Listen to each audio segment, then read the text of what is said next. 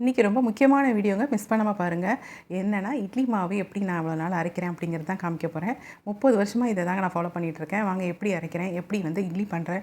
நல்லா புசு புசுன்னு இருக்குங்க, நல்லா பஞ்சு மாதிரி இட்லி இருக்கும். வாங்க எப்படி பண்ணலான்னு பார்க்கலாம், மிஸ் பண்ணிடாதீங்க. நல்லா பஞ்சு மாதிரி இட்லி இருக்குங்க. ஒரு 4 இட்லி சாப்பிட்டிங்கன்னா வயிறு ஃபுல்லாக இருக்கும். இது எல்லாருமே கேட்குற வீடியோ, இந்த வீடியோ போடுங்கன்னு சொல்லி கேட்ட வீடியோ. அதனால தான் இன்றைக்கி உங்களுக்கு இதை அப்லோட் பண்ணுறேன்.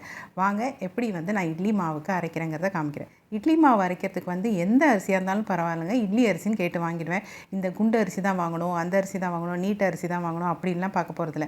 நல்ல அரிசியாக கொடுங்க அப்படி தான் சொல்லி இவ்வளோ நாள் நான் வாங்கியிருக்கேன். இப்போ நான் காமிக்கிறேன் பாருங்களேன். பெருசாக ஒரு படி, சின்னதாக ஒரு படி. பெருசில் அரிசி போடுவேன், சின்னதில் உளுந்து போடுவேன். அவ்வளோதாங்க. டம்ளரில் அளந்துக்கிட்டிங்கன்னா 5:1 அந்த ரேஷியோவில் போட்டிருக்கேன்னு வச்சுக்கோங்க.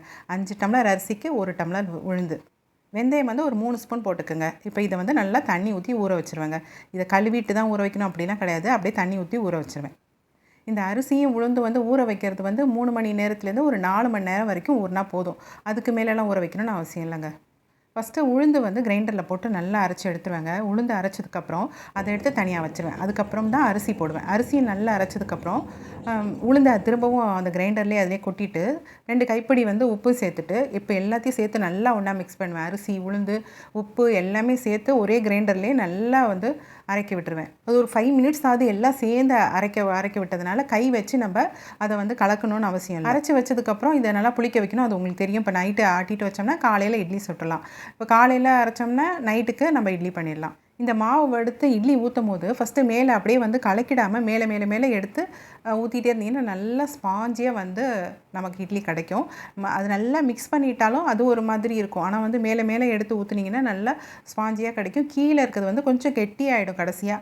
அந்த இட்லியை நம்ம இட்லி உப்புமா அது மாதிரி இட்லி வாத்துட்டு இட்லி உப்புமா தான் பண்ணிக்கலாம். இட்லி ஊற்றும் போது நீங்கள் முக்கியமாக கவனிக்கணும் என்னென்னா, இட்லி பாத்திரத்தில் தண்ணி வச்சுட்டு நல்லா தண்ணி சூடானதுக்கப்புறம் இட்லியை ஊற்றிட்டு அது மேலே வச்சிங்கன்னா சீக்கிரமாக வெந்துடும். ஒரு 10 நிமிஷம் போதுங்க, இட்லி கரெக்டாக வெந்துடும். நம்ம டைம் பார்த்துட்டு ஆஃப் பண்ணிடலாம். இட்லி பாத்திரத்தில் வைக்கிற தண்ணி நல்லா சூடாக கொதிக்கிறதுக்கு அப்புறமா நீங்கள் இட்லி ஊற்றி வைங்க. அதுக்கு முன்னாடியே நீங்கள் தண்ணி சூடாகிறதுக்கு முன்னாடியே வச்சிட்டிங்கன்னா இட்லி கொஞ்சம் அமுங்கிடும். அதனால் தண்ணி நல்லா சூடாக இருக்கும் போது இட்லி ஊற்றி இட்லி பானையில் வச்சிங்கன்னா சீக்கிரமாக வெந்துடும். நல்ல ஸ்பாஞ்சியாகவும் இருக்கும். இப்போ எடுத்து காமிக்கிறேன் பாருங்களேன். இட்லியோட ஸ்பாஞ்ச் மாதிரி இருக்கும். இந்த இட்லி கூட சாம்பார், சட்னி, துவையல் இதெல்லாம் வச்சு சாப்பிட்டா சூப்பராக இருக்கும். ப்ளைன் சாம்பார்னு சொல்லுவாங்க பாருங்கள், காய்கறி இல்லாமல் பண்ணுவோம் பாருங்கள். அந்த சாம்பாரோட நல்லா ஊற வச்சு சாப்பிட்லாம். டேஸ்ட் அவ்வளோ அருமையாக இருக்கும். இட்லி சாம்பார் எப்படி பண்ணுறதுன்னு உங்களுக்கு ஒரு வீடியோ நான் எடுத்துகிட்டு அப்லோட் பண்ணுறேன். அது ரொம்ப ஈஸியாக பண்ணிடலாம். வெஜிடபிள்ஸ்லாம் ரொம்ப தேவையில்லை. நான் எங்கள் வீட்டில் இப்படி தாங்க இட்லி பண்ணுவேன். உங்கள் வீட்டில் நீங்கள் எப்படி பண்ணுவீங்க, எவ்வளோ ரேஷியோவில் போடுவீங்கன்னு எனக்கு கமெண்ட் செக்ஷனில் சொல்லுங்கள். வீடியோ பிடிச்சிருந்தா லைக் பண்ணுங்கள், ஷேர் பண்ணுங்கள், கமெண்ட் பண்ணுங்கள், சப்ஸ்கிரைப் பண்ணிங்க. அடுத்து வர வீடியோவில் பார்க்கலாம். பாய்.